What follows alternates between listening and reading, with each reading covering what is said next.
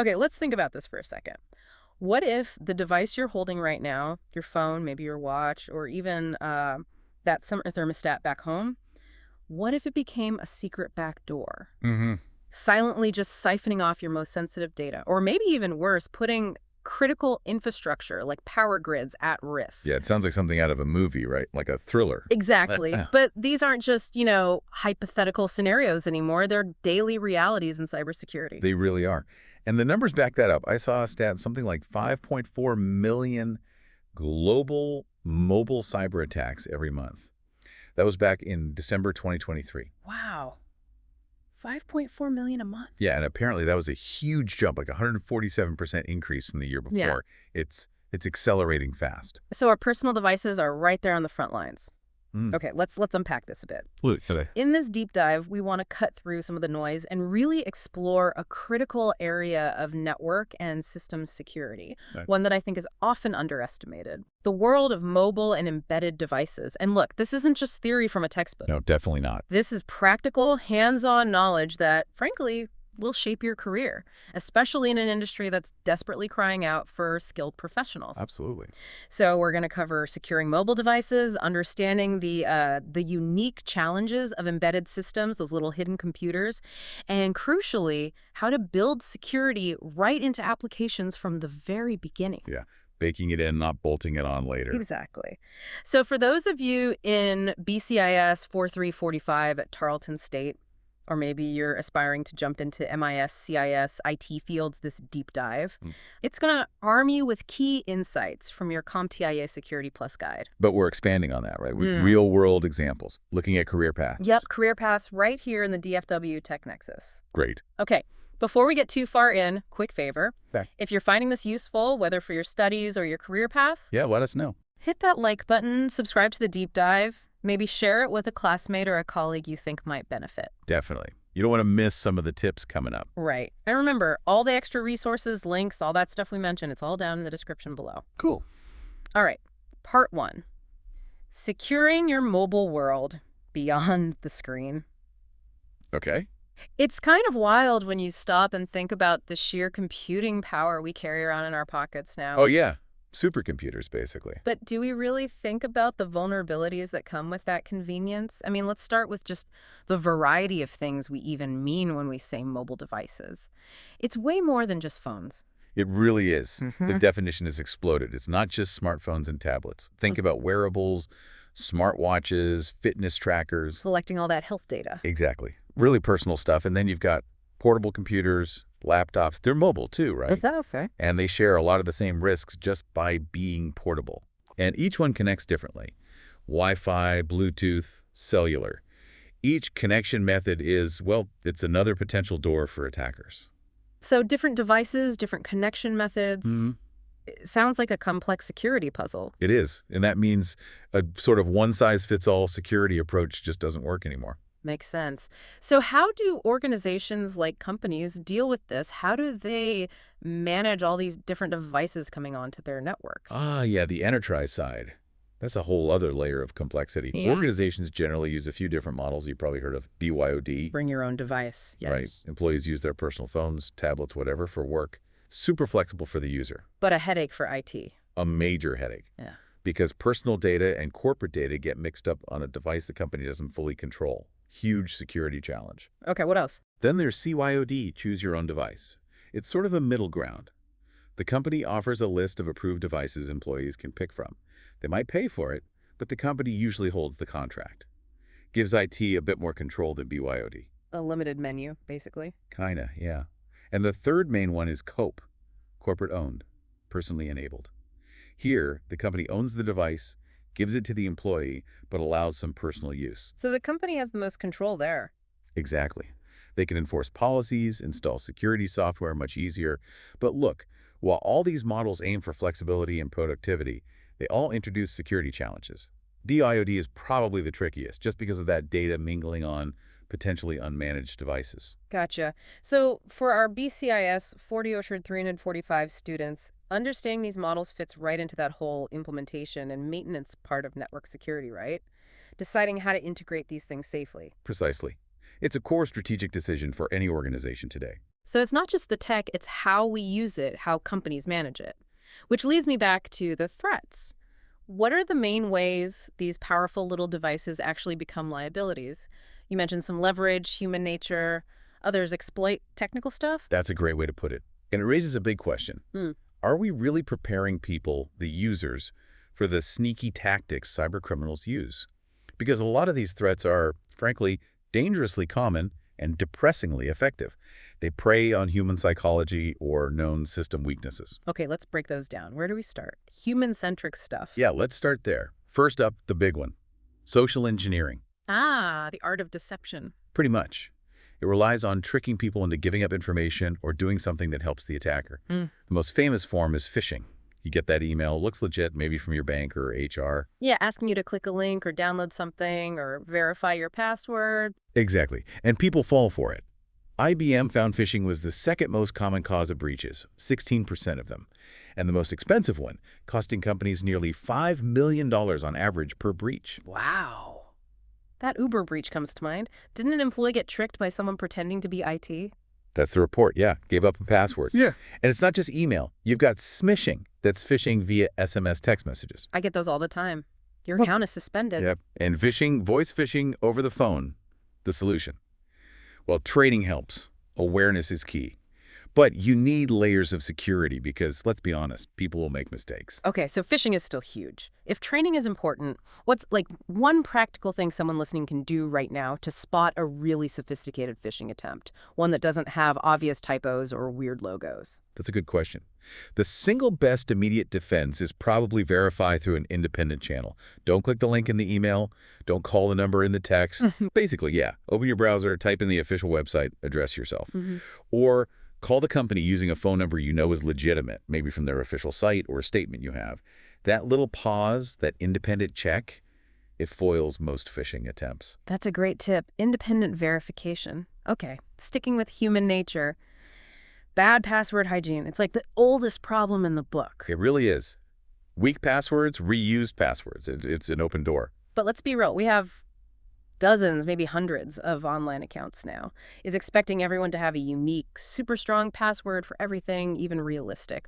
What's the actual game changer here, beyond just nagging people? You hit the nail on the head. It is hard. Yeah. And while strong, unique passwords are the ideal, the real game changer, the thing that makes the biggest difference is multi-factor authentication, MFA. Right. The second code, the fingerprint. Exactly. Even if your password does get compromised, maybe it leaked in some big data breach, MFA means the attacker still needs that second piece, that code from your phone app, the text message, the fingerprint. They can't get in with just the password. Remember the story about Mark Zuckerberg's accounts getting hacked? Vaguely. Wasn't it a super simple password? Reportedly, da-da-da. If he'd had MFA enabled on those accounts, that probably wouldn't have happened. MFA is critical, absolutely non-negotiable for important accounts. Okay, MFA. Got it. Next human-centric issue. Risky apps. We download apps constantly, right? Often without thinking twice. Guilty. We all are. But these apps can be risky in a couple of ways. Some are outright malicious, designed to secretly steal your info, send texts to premium numbers, record your calls, download more malware. Yikes. Yeah. And they often disguise themselves as legitimate apps, games, utilities. But even legitimate apps can be risky if they're poorly coded and insecure, or if they ask for way too many permissions. Like, why does my flashlight app need access to my contacts and camera? Exactly. That's a huge red flag. Access to photos, camera, location, contacts. If the app itself gets compromised or the developer is shady, that data is exposed. Facebook found, 400 malicious apps just designed to steal Facebook logins. So the risk is data theft or the phone basically getting hijacked? Right. Silent data exfiltration, device compromise. The advice: stick to official app stores if possible. Regularly check app permissions. Do they really need access to all that stuff? And keep an eye out for weird things like rogue email accounts suddenly appearing on your device. Good tips, and apps often come with malicious links, right? They seem intertwined. Very often, yeah. Malicious links are everywhere. Emails, texts, social media, dodgy websites. Yeah. They might try to exploit a vulnerability in your browser, trigger a malware download, or, most commonly, trick you into landing on a fake login page that looks real. Like that fake Amazon login page again. Exactly. The core lesson here, and it bears repeating, if you aren't expecting it, don't click it. That moment of hesitation, that suspicion, is your best first defense. Okay, so be suspicious, Verify independently, use MFA, watch app permissions. Got it. Now, what about the more technical side? Where do things go wrong there? All right, moving away from direct user deception, a huge one is simply failure to install updates. Patching or not patching. Exactly. Developers release updates for a reason. Sometimes it's new features, sure, but often it's to fix critical security vulnerabilities they've found. And once that patch is out, the bad guys know about the hole. Precisely. It's like putting up a sign saying, weakness here. Threat actors race to exploit that known vulnerability before people and organizations can apply the patch. Remember that Ponemon study? 60% of data breaches were linked to vulnerabilities where a patch was available but hadn't been applied. 60%? That's massive. Like WannaCry, wasn't that an unpatched Windows thing? Exactly. The 2017 WannaCry ransomware attack spread like wildfire by exploiting a known Windows vulnerability that Microsoft had already released a patch for. Hundreds of thousands of computers got hit. The solution is straightforward, but requires discipline. Prioritize critical patches and apply them immediately. It really is a race. Okay, so patching is crucial. But just having security features isn't enough if they're not turned on or set up right. That leads to improper configuration, right? Indeed. Modern mobile devices, cloud services, they often come packed with strong security features. But they only work if they're enabled and configured correctly. Like what kind of settings? Basic stuff, even. Using a strong passcode or biometric lock. Enabling encryption for your data. Turning on Find My Device features. Turning off Bluetooth when you're not actively using it, that reduces your attack surface. And it goes beyond the device itself. Oh yeah. Cloud services connected to your mobile device need proper configuration too. We saw that example where sensitive info from 4 airports, 1.5 million files, including personal data, got exposed because an Amazon S3 storage bucket was misconfigured. Left wide open, basically. Ouch. So how do you prevent that? Careful administration is key. Limit who has access to change critical settings. And regular scans and audits to automatically check for misconfigurations. Catch them before the attackers do. Makes sense. What about vulnerabilities in the actual code? The software, the firmware itself, exploitable vulnerabilities. Right. These are the actual flaws baked into the firmware, the operating system, the applications, even the network services the device uses. New ones are discovered constantly. It's a never-ending battle for vendors. How quickly do new ones pop up, and what's the biggest challenge dealing with them? They pop up all the time. Security researchers and, unfortunately, malicious actors are always hunting for them. Think about Android's Strandhog vulnerability from 2019. It allowed attackers to essentially hijack legitimate apps on your phone and then trick you into granting permissions. Sneaky. Very. The biggest challenge is probably the sheer volume and the speed required to develop, test, and deploy patches. It's like trying to patch a leaky bucket that keeps springing new holes. Critical updates and patches are the only way to plug those known weaknesses. So updates are key for both known vulnerabilities and newly discovered ones. What else on the technical side? Encryption issues. This is a big one. Where data isn't properly secured, either when it's stored or when it's being sent, it's vulnerable. Like using public Wi-Fi at the coffee shop. That's a classic example. Data sent over unencrypted public Wi-Fi can potentially be intercepted. Kaspersky Lab found lots of apps just transmitting user data over plain old HTTP, totally unencrypted, exposing things like location data. Or sometimes, the encryption used is just too weak, easily breakable. So what's the fix? Consistent use of VPNs, virtual private networks, especially on any public or untrusted network. A VPN creates an encrypted tunnel for your traffic.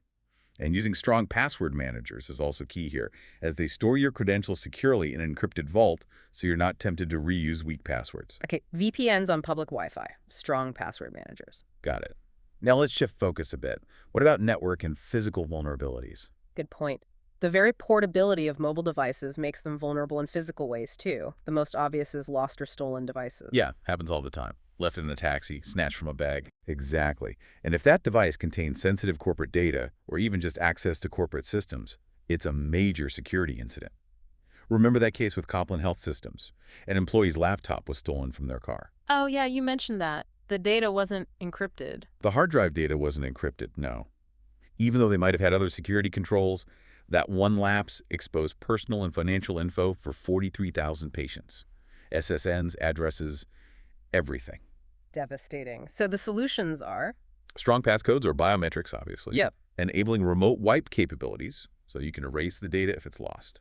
Full disk encryption is crucial, and organizations need clear, enforced security policies about data handling and device security. Physical loss is a huge risk. What about attacks over the network when we connect somewhere untrusted? Right. Connecting to sketchy networks opens you up to machine-in-the-middle MEB attacks. Okay, explain that one. Imagine you're on public Wi-Fi. An attacker on the same network positions themselves in the middle of your connection to the internet, or maybe to a specific website. They can then intercept your traffic, potentially steal login details, financial info, anything you send unencrypted. So they're eavesdropping, basically. Eavesdropping and potentially even modifying the traffic. Remember that Lenovo Superfish thing? They pre-installed adware that basically acted like a mid-am attack, messing with secure website connections to inject ads. Yikes. So avoid public Wi-Fi if possible. That's the best advice. If you must use it, use a VPN every single time. And MFA helps mitigate the damage if your credentials do get stolen. Okay. And related to shady Wi-Fi, there's network spoofing, the evil twin attack. Exactly. This takes MIDM a step further. The attacker sets up their own fake Wi-Fi hotspot, naming it something convincing, like free airport Wi-Fi or coffee shop guest. And people connect to it thinking it's legit. Yep. Mobile users are especially prone because we're often looking for free Wi-Fi. Avast did an experiment once at a political convention, set up fake networks like Google Starbucks. Over 1,200 people connected without a second thought. Once you're connected to their fake network, they can monitor everything you do online, redirect you to fake login pages. Scary stuff. So the advice is similar. Be wary of unknown networks. Use a VPN. Absolutely. IT policies should definitely warn against connecting to unknown or unsecured networks. Use a VPN religiously. And maybe check your device for any weirdness after using public Wi-Fi, just in case. Okay. Now, what about something the user does deliberately? Jailbreaking or rooting their phone. Why is that risky? Ah, yes. Jailbreaking on iOS, rooting on Android. This is when a user hacks their own device to bypass the built-in operating system restrictions. Why would they do that? Usually to install apps from outside the official app stores, or to customize the phone in ways the manufacturer doesn't normally allow, make deep system changes. But that sounds like it breaks the security model. It completely breaks it. It removes the sandboxing and other protection layers the OS provides. This exposes the device to all sorts of malware that wouldn't normally get past the gatekeepers. Huge privacy risks, too. And for a company, if an employee roots their work phone, It's a nightmare. That device becomes an uncontrolled, potentially compromised entry point into the corporate network, bypassing security policies. That's why most organizations have strict policies against jailbroken or rooted devices, and often use MDM tools to detect and block them from accessing corporate resources. makes sense. Okay, one more major category of threat. Malware and ransomware. Yes, the classic villains. Malicious software is a huge threat on mobile, too, not just desktops. We're Yeah. talking ransomware that encrypts your phone's data and demands payment. Oh, but ransomware. Seriously? Oh yeah, it's been growing fast since around 2014. Then there's spyware, secretly monitoring everything you do. Adware, flooding you with unwanted ads, sometimes malicious ones. Trojans, disguised as legitimate apps but with hidden nasty functions. How common is this stuff? Verizon's security report said over 30% of breaches involved malware. We've seen Android banking viruses that lock phones, the infamous Pegasus spyware used for targeted surveillance, things like Ghost Push that root Android devices automatically, and install malicious apps deep in the system. So how do you fight back against that? There's no single magic bullet. It requires a layered cybersecurity approach. Using built-in security features, being careful about apps, keeping things updated, maybe using mobile security software, and constant monitoring, especially in an enterprise setting. Wow, okay. That is quite a list of threats, from the human element to deep technical stuff, physical risks, network attacks. So pulling it all together, what does actually protecting these devices look like? It sounds like it has to be a mix of tech, user behavior, and good policies. That's exactly it. Looking at the big picture, effective mobile security isn't a one-time setup. It's a continuous process. It involves ongoing analysis of threats, implementation of controls, evaluation of their effectiveness, and continuous maintenance. It really touches everything, from the OS itself to how users behave every day. Okay, so what are the core technical building blocks for mobile security? All right, let's look at the core security components. First, you have the operating system security features built right in. Like in iOS and Android. Exactly. They make different approaches, though. Yeah. iOS is generally known for its strict App Store review process, which catches a lot of malicious apps up front. They're also good with timely updates for everyone, centralized permission controls, and strong encryption is on by default. And Android. Android offers more customization, which can be good and bad. Encryption varies a bit more by manufacturer, though it's standard now. Permissions management has gotten much better, but it often relies more on the user being proactive. Both platforms, though, have system-level encryption and push out regular updates to fix security holes. Those are foundational. Okay, OS features. What else? Application security. The apps themselves need to be secure. This means developers following secure coding practices, encrypting sensitive parts of their code, testing for vulnerabilities before release, and distributing through official app stores where possible. So security built into the app itself. Right. Then, network security. This is about making sure the connections the device makes are secure, using secure Wi-Fi protocols and, like we said, using VPNs when you're out on public networks to protect data in transit. Gotcha. And protecting the device itself from someone just picking it up. User authentication. Absolutely fundamental. Strong passwords, PINs, biometrics like fingerprint or facial recognition, these are your first line of defense. But the strongest option is? The strongest option, hands down, is two-factor authentication, 2FA, or multi-factor authentication, MFA. Adding that extra layer makes it exponentially harder for someone to get in, even if they somehow get your password. If you take away one thing about authentication, it's use MFA wherever you can. Okay, MFA again, crucial. And finally, data encryption. This is non-negotiable for sensitive data. Data needs to be encrypted both at rest when it's just sitting stored on the device's memory or storage, and in transit when it's being sent over a network. Modern devices usually do this by default now, which is great, but you should always verify it's enabled, especially for work devices. all right, those are the core tech pieces. Now, what about practical best practices? What should individuals be doing, and what's the role of organizations? Okay, essential best practices. For individuals, start with device configuration. Turn on remote wipe features, essential if your phone gets lost or stolen. Use encrypted messaging apps like Signal for sensitive chats. Turn off Bluetooth when you're not using it seriously. It reduces risk. Set up device activity notifications if possible, so you get alerted to suspicious logins. And turn off auto-connect to Wi-Fi networks. You want to choose consciously which networks you join. Good habits, basically. Yeah.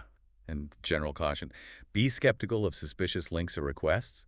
Carefully review app permissions before granting them. Lock your device when you're not using it. Don't leave it unattended in public. Try not to store super sensitive data on it unless absolutely necessary. And if you must, make sure it's encrypted. Oh, and disconnect peripherals you're not using. Even a dodgy USB device could be a threat. Okay, that's for individuals. What about companies? What's their role, especially with things like BYOD or COPE? The organizational role is huge in enterprise environments. It starts with clear mobile security policies. What apps are allowed? How can employees access corporate data? What are the rules for device usage? These need to be documented and communicated. So, setting the ground rules. Exactly. Then, implementing mobile security training. Teach employees how to spot phishing, why secure connections matter, how to handle sensitive data properly on mobile devices. Awareness is key. Policies, training. What else? Actively monitoring and managing devices. This is where tools like MDM, mobile device management, come in. MDM lets IT enforce policies, push updates, configure settings remotely. There's also MM, mobile application management, which focuses just on securing the corporate apps and data, not the whole device often used in BYOD. MCM, mobile content management, handles secure delivery of documents and files. Yeah. And UEM, Unified Endpoint Management, tries to bring all of this together, managing phones, tablets, laptops, desktops, everything under one umbrella for a consistent security posture. So using technology to enforce the policies and keep devices secure. Right. And having well-defined incident response plans. What happens when a device is compromised or lost? You need a plan ready to go. Ultimately, it's about fostering a strong culture of security awareness, making security everyone's responsibility. That makes sense. And for the students listening, this whole section really hits those course outcomes, right? Understanding risks, securing systems, integrity, physical security, encryption, and the skills like implementing controls and managing operations. Absolutely. It connects the theory directly to the practical steps needed to secure the mobile world. Okay, great foundation on mobile. Now, let's shift gears. Part 2. Guarding the unseen embedded systems and specialized devices. The hidden computers. Exactly. We talked about mobile vulnerabilities being pervasive, but you mentioned these silent workhorses earlier, things that aren't obviously computers. Are they facing the same threats, or is it a whole different ballgame? What are embedded systems really? That's often a different ballgame. Yeah. While some threats overlap, Embedded systems have unique characteristics that lead to unique vulnerabilities. So at its core, an embedded system is basically a specialized computer system designed for a specific function within a larger mechanical or electronic system. So not a general purpose PC. Right? Think of it as a computer that's embedded inside something else. It's an integral part, often controlling or monitoring that larger device. They're the unsung heroes working behind the scenes, often with very tight real-time computing constraints, meaning they have to respond incredibly quickly. You find them literally everywhere. In your microwave, your car's engine control unit, medical devices, industrial machinery, airplanes, spacecraft. Everywhere. Wow. You mentioned spacecraft. Do these things have a long history? Oh yeah, fascinating history. One of the first truly recognizable modern embedded systems was the Apollo guidance computer, developed back around 1965. For the moon landing. Yep. It was incredibly advanced for its time, using these new things called integrated circuits to make it small and light enough. Hmm. It was actually considered one of the riskiest parts of the whole mission. Even earlier, back in 1961, the Audronetics D-17 guidance computer for the Minuteman missile was an early, mass-produced embedded system. So yeah, they've been critical in high-stakes applications for decades, long before PCs were common. That's amazing. So, okay, they're hidden computers with specific jobs. What kinds of devices are we actually talking about today? And why are they so much harder to secure than, say, my laptop? You can't just install McAfee on your smart thermostat, right? Huh, exactly. You can. And that's part of the challenge. The sheer diversity is incredible, and that diversity brings unique security headaches. Like what kind of devices? Well, first, you have critical industrial systems, the industrial control systems, ICS, and supervisory control, and data acquisition, the SCADA systems. These run manufacturing plants, power grids, water treatment facilities. Stuff we really rely on. Absolutely. An attack here could be catastrophic. Think power outages, contaminated water. Then there's the huge world of the Internet of Things, IoT. Yeah. Billions of connected devices for automation, convenience, data collection, smart home gadgets, thermostats, cameras, locks, but also tiny wireless sensor modes out in fields collecting environmental data for years on a single battery. Wow. And what else? Then you have highly specialized systems. Medical devices like pacemakers or insulin pumps, critical automotive systems, anti-lock brakes, ABS, electronic stability control, ESC, avionics controlling aircraft, astronautics and spacecraft, navigation systems, even gaming consoles are technically embedded systems. Okay, so a massive range. Why are they so tricky to secure? It boils down to some key security constraints and vulnerabilities that are often very different from your phone or laptop. A big one is limited resources. Meaning they're not very powerful? Often, no. To keep costs down and size small, they have minimal processing power, very little memory, and often run on tiny amounts of power, especially battery-operated IoT stuff. This makes it incredibly hard, sometimes impossible, to run complex security software like robust encryption or intrusion detection directly on the device itself without crippling its main function or making it too expensive. So they just don't have the horsepower for security. Often, yeah. Then you have the operational realities. A huge issue, especially in industrial settings, is the inability to patch. They can't be updated. Many legacy systems, especially older ICS SCADA components running critical infrastructure, were never designed to be updated easily or at all. They might need to be physically taken offline, which could shut down a power plant. So known vulnerabilities just linger for years, decades sometimes. Wow, that's terrifying. It is. And related to that is their long operational lifespans. Systems designed 20, 30 years ago, before anyone was seriously thinking about cyber threats like we see today, are still running critical processes. Their security model is ancient, if it exists at all. Okay, inability to patch, long lifespans. What else? Ease of deployment recovery can be tricky.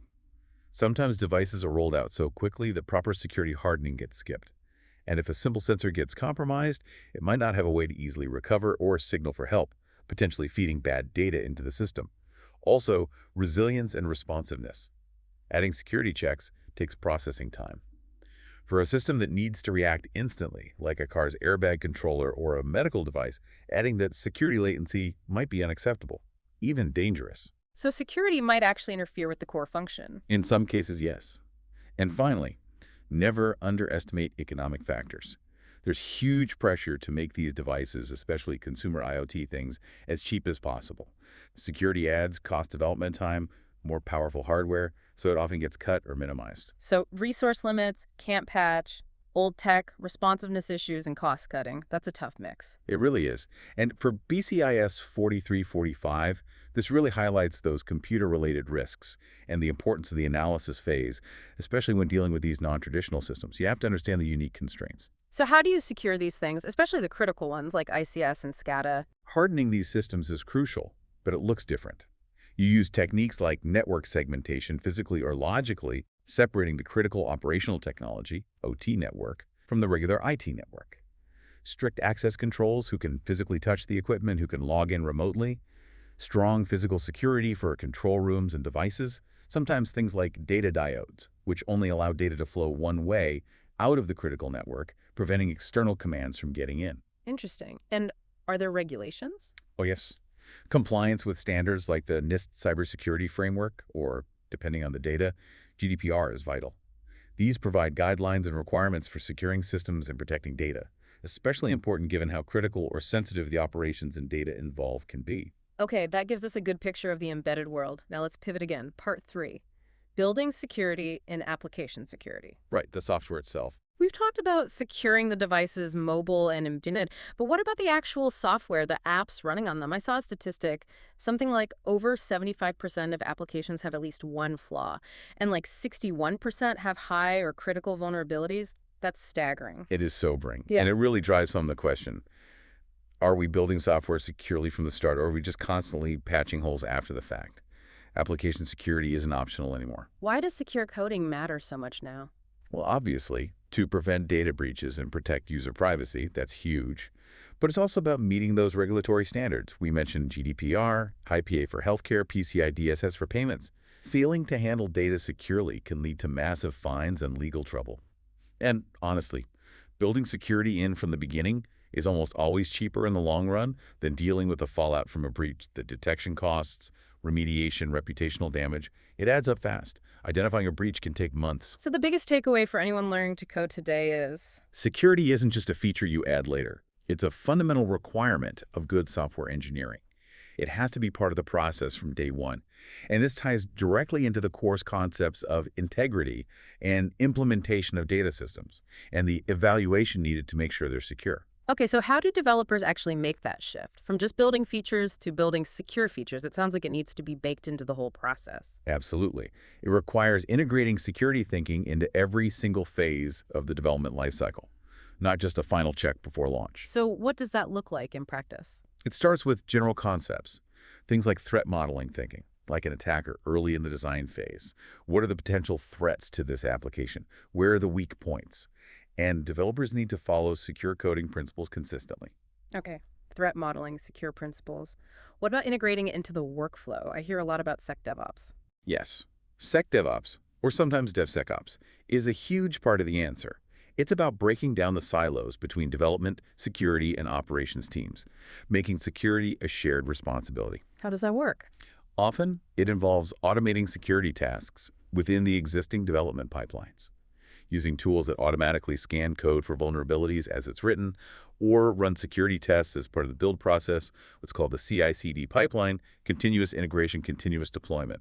The goal is to catch security issues early and often, making it part of the normal development flow, not a separate, painful step at the end. So automate security checks right alongside functional checks. Exactly. Make it seamless. Okay, so beyond the process, what about the actual coding? What are some critical secure coding techniques developers absolutely need to master? Yeah, the nuts and bolts. Number one, absolutely critical, input validation. Never, ever trust data coming from the user or another system. Always check it, sanitize it, make sure it's what you expect. This is your primary defense against huge categories of attacks like SQL injection. Where they sneak database commands into input fields. Exactly. And cross-site scripting, XSS, where they inject malicious scripts into web pages that then run in other users' browsers. Proper input validation stops most of that cold. Okay, validate all input. What else? Encrypt sensitive data. We talked about this for devices, but it's crucial for apps too. Any sensitive data passwords, personal info, financial details must be encrypted both at rest, when stored in databases or files, and in transit, when sent over networks. Use strong, modern encryption algorithms. Don't roll your own crypto. Use established libraries. Got it. Strong authentication. Again, MFA is key for verifying user identity securely. Don't rely on just passwords if you can help it. And avoiding secrets in the code. Yes. Avoid hard-coding secrets. This is a common mistake. Developers might put things like API keys, database passwords, or other credentials directly into the source code because it's easy during development. But then it's exposed if the code leaks. Exactly. Or even if someone just decompiles the application. These secrets need to be stored securely outside the code in encrypted configuration files, secure vaults, or dedicated secret management systems. Okay, input validation, encryption, MFA, no hard-coded secrets. Those seem like foundational techniques. Now, even if developers try to code securely, mistakes happen. How do we find those hidden flaws? That's what testing comes in, right? Absolutely.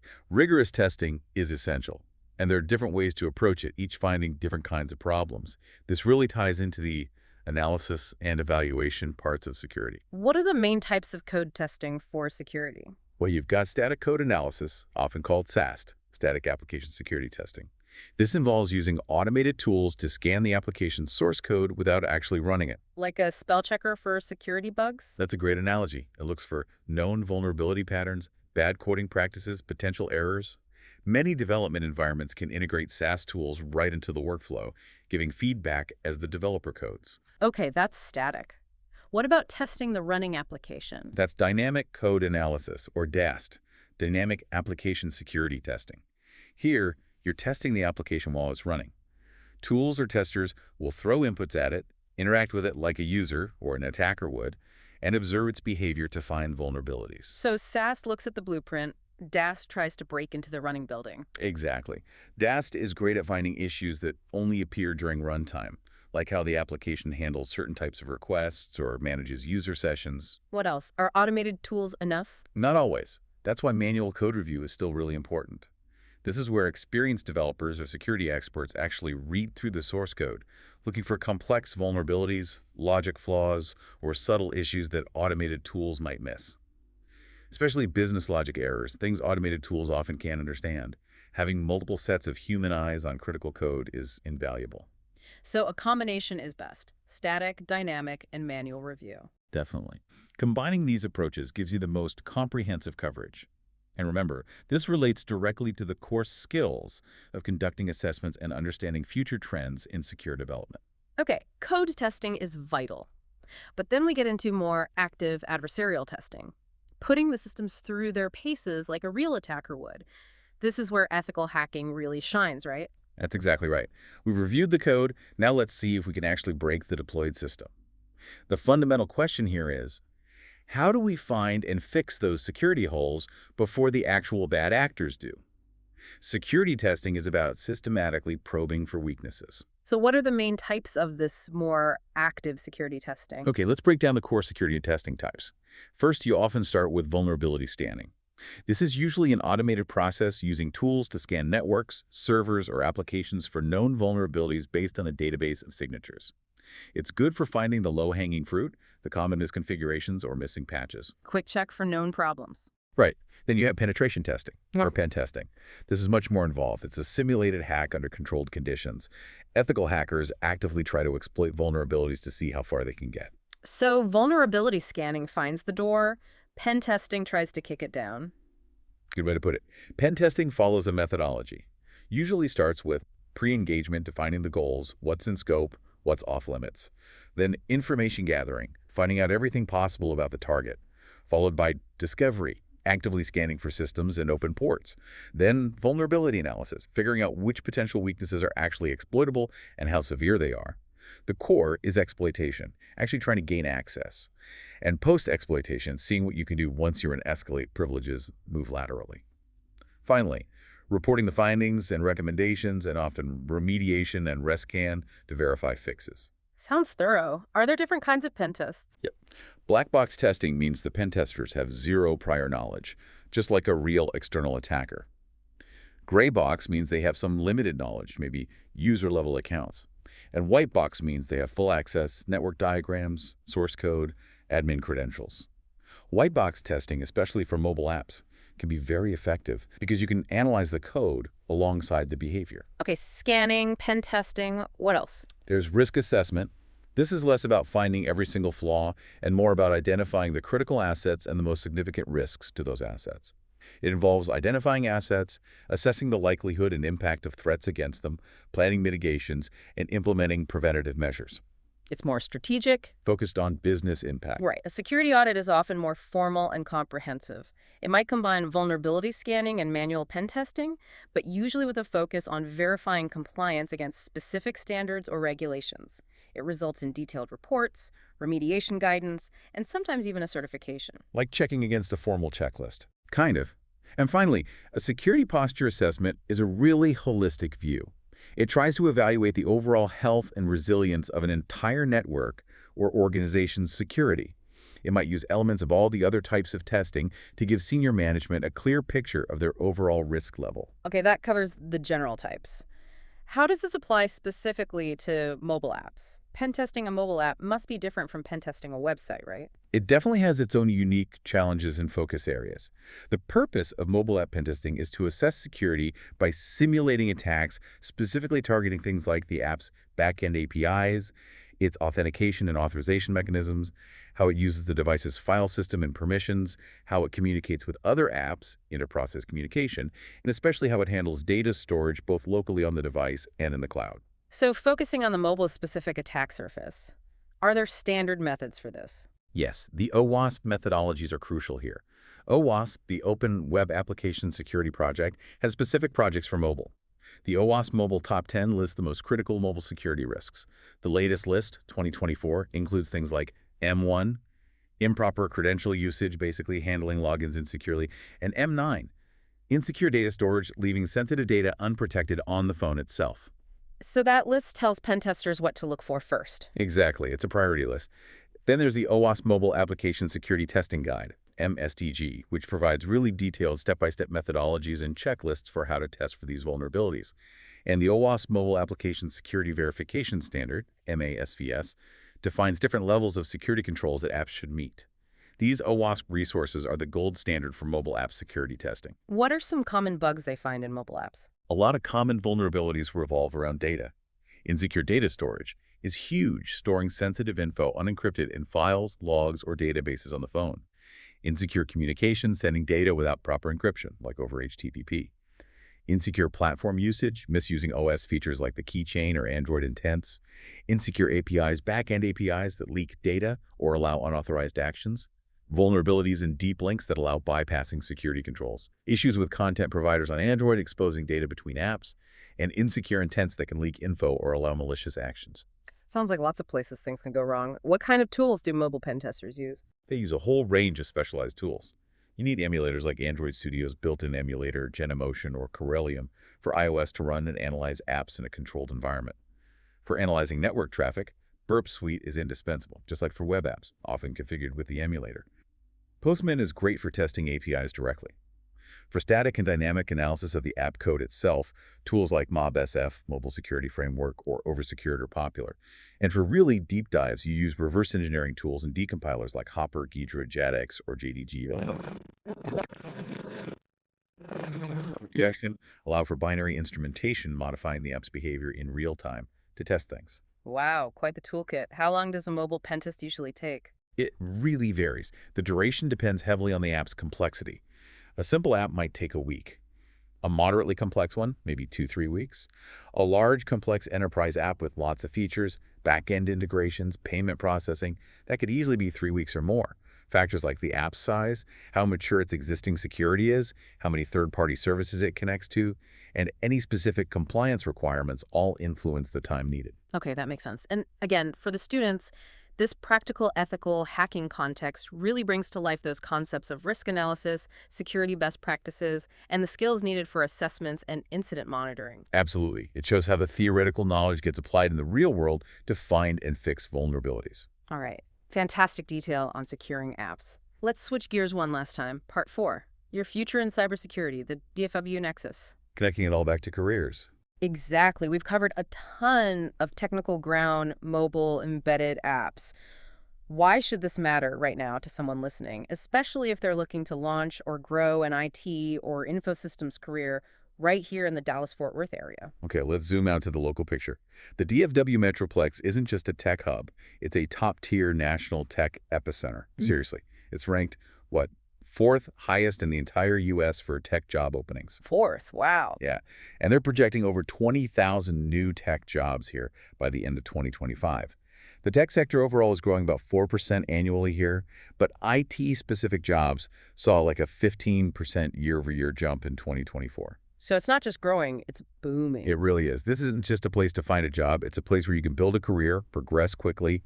It's a really favorable environment, especially for new grads coming out of programs like Tarleton's. And within that boom, what about cybersecurity specifically? Cybersecurity is on fire here.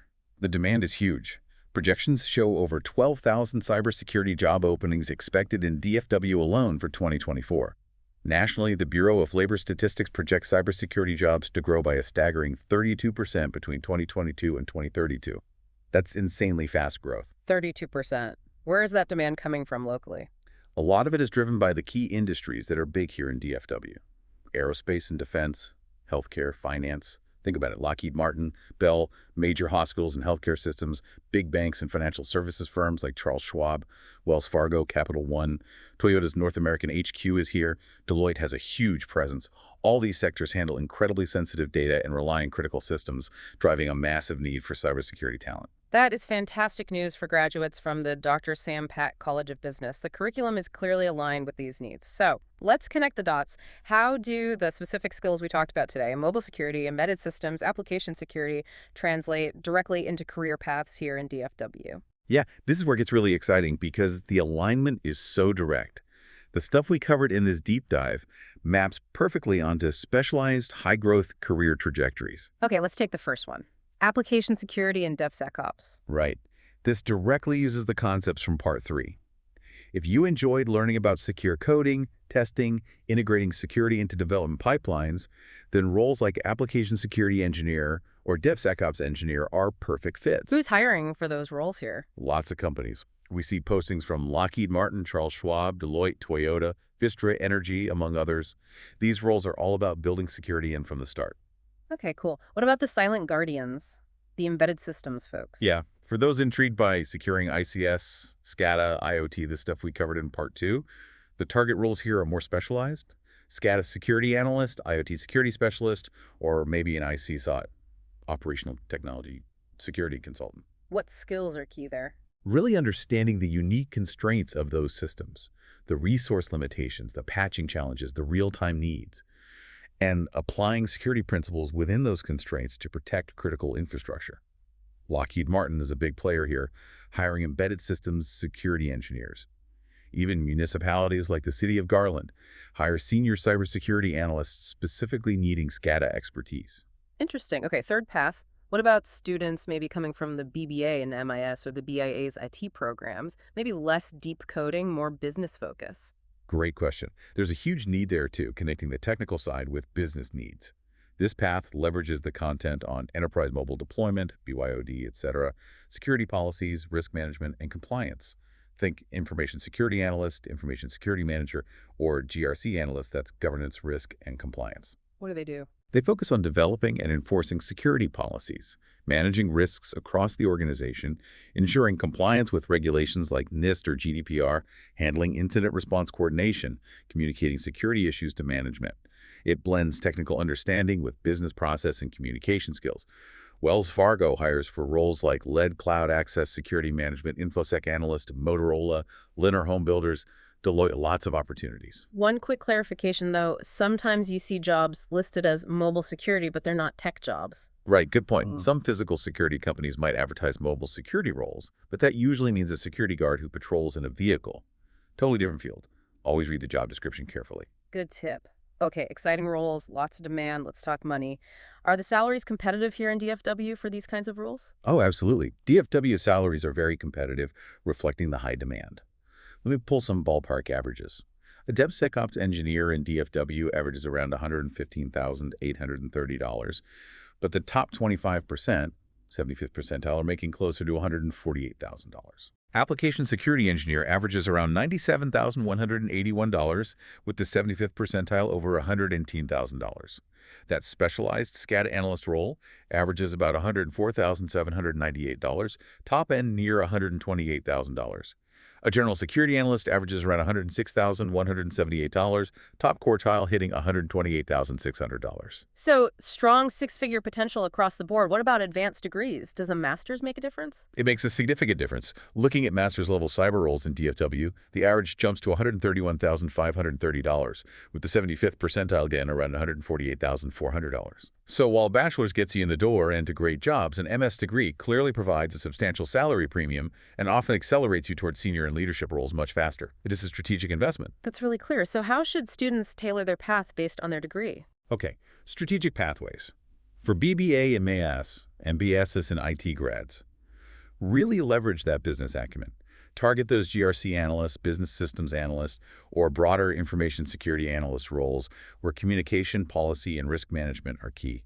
For BS and CIS and MS and IS grads, aim for those deeper technical roles: DevSecOps Engineer, Application Security Engineer, SCADA Security Specialist. Your strong technical foundation, especially within MS, positions you perfectly for those. Makes sense. What about certifications? We talked about the Security Plus, Orma. How important are certs alongside the degree? Certifications are critically important. They validate specific skills to employers. Your degree gives you the broad foundation and critical thinking.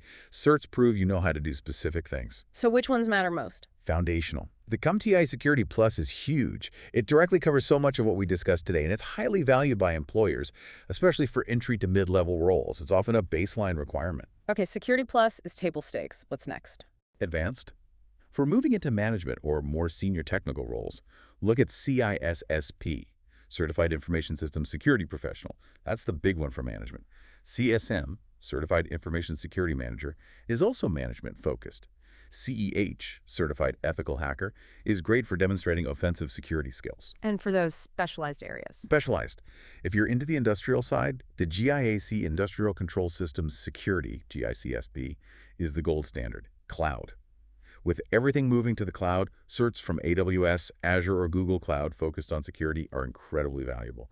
Think AWS Certified Security Specialty or Azure Security Engineer Associate. Wow, lots of options. So what's the overall roadmap for success? Identify a niche that really interests you: mobile, cloud, industrial, application security, GRC.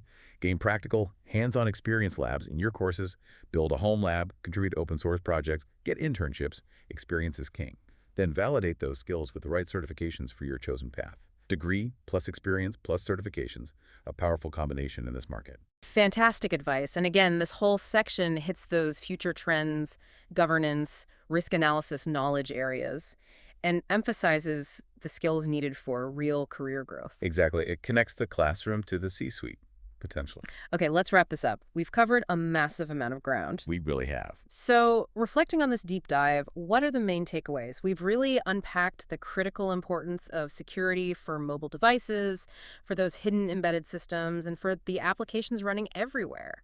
These aren't just academic ideas, they are vital, practical skills needed for a thriving career today. Yeah, from defending against those sneaky social engineering tricks to ensuring the integrity of critical industrial controls, to building security right into the code from line one. Hopefully listeners feel better equipped now. And remembering that security is that continuous process, right? Analysis, implementation, evaluation, maintenance. It never really stops. Never stops. And looking at the bigger picture, the security of this incredibly interconnected world we live in, from your own phone to the power grid, it genuinely relies on professionals like the folks listening, stepping up, understanding these risks, implementing these best practices. It's not just about protecting data anymore. It's about protecting livelihoods, industries. Our way of life, honestly. The opportunities, especially here in DFW, show just how critical these skills are becoming. Couldn't agree more. Okay, before you head out, one last reminder. If you got value from this deep dive, please do take a second to like, subscribe, share it with someone. Help spread the knowledge. And all those resources, links to OWASP, job market info, it's all waiting for you down in the description. Check it out. All right, final thought to leave you with. Looking ahead, mobile and embedded devices are only going to become more pervasive, more integrated into our lives. So think about this.